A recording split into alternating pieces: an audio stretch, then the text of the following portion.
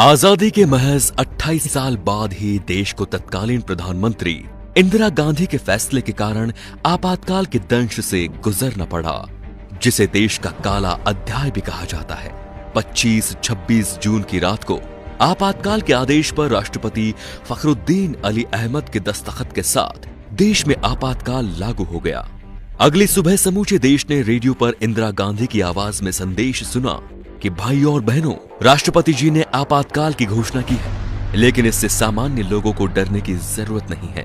दिल्ली के रामलीला मैदान में हुई 25 जून की रैली की खबर पूरे देश में न फैल सके, इसके लिए दिल्ली के बहादुर शाह जफर मार्ग पर स्थित अखबारों के दफ्तरों की बिजली रात में ही काट दी गई। इसकी जड़ में 1971 में हुए लोकसभा चुनाव का था, जिसमें उन्होंने अपने मुख्य प्रतिद्वंदी राजनारायण को पराजित किया था।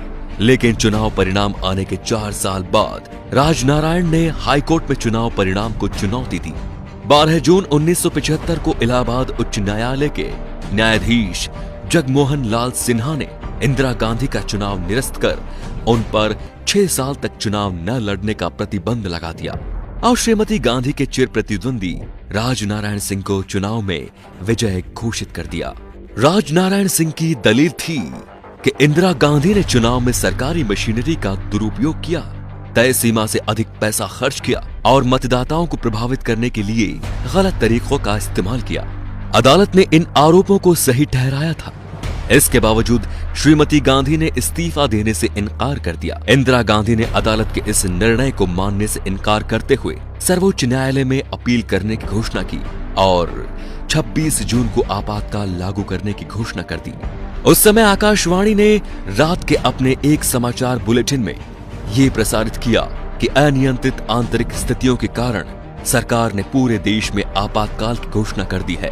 इस दौरान जनता के सभी मौलिक अधिकारों को स्थगित कर दिया गया है। सरकार विरोधी भाषणों और किसी भी प्रकार के प्रदर्शन पर पूर्ण प्रतिबंध लगा दिया गया है। इसका आधार वो प्रावधान था जो धारा 352 के तहत सरकार को असीमित अधिकार देती है। इंदिरा जब तक चाहे सत्ता में रह सकती थी।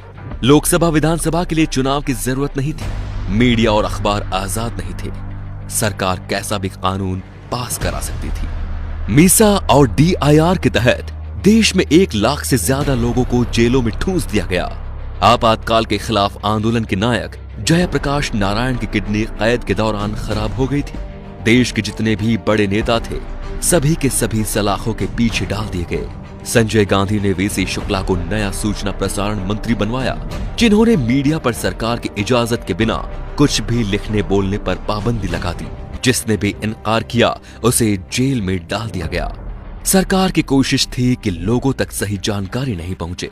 उस कठिन समय में नरेंद्र मोदी और RSS के कुछ प्रचारकों ने सूचना के प्रचार प्रसार की जिम्मेदारी उठा ली। इसके लिए उन्होंने अनोखा तरीका अपनाया। संविधान, कानून, कांग्रेस सरकार की ज्यादतियों के बारे में जानकारी देने वाले साहित्य गुजरात से दूसरे राज्यों के लिए जाने वाली ट्रेनों में रखे गए। ये एक जोखिम भरा काम था, क्योंकि रेलवे पुलिस बल को संदिग्ध लोगों को गोली मारने का निर्देश दिया गया था। लेकिन नरेंद्र मोदी और अन्य प्रचारकों द्वारा इस्तेमाल की गई तकनीक कारगर रही। एक तरफ देश भर में सरकार के खिलाफ बोलने वालों पर जुल्म हो रहा था, तो दूसरी तरफ संजय गांधी ने देश को आगे बढ़ाने के नाम पर 5 सूत्रीय एजेंडे परिवार नियोजन, दहेज प्रथा का खात्मा, वयस्क शिक्षा, पेड़ लगाना, जाति प्रथा उन्मूलन पर काम करना शुरू कर दिया था। कहा जाता है कि लोगों की जबरदस्ती नसबंदी कराई गई।